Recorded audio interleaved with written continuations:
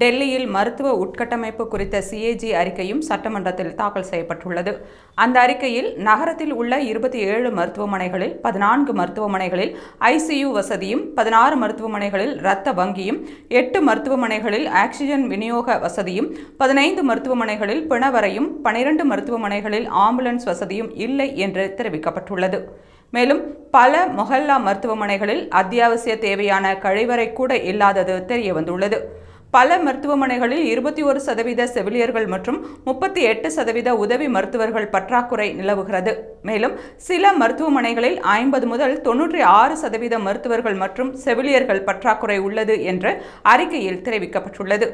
அது மட்டுமில்லாது கொரோனா பெருந்தொற்றில் இருந்து மீள்வதற்கு ஒதுக்கப்பட்ட 787.91 கோடி ரூபாயில் 582.84 கோடி ரூபாய் மட்டுமே செலவிடப்பட்டுள்ளது சிஏஜி அறிக்கை மூலம் அம்பலமாகியுள்ளது.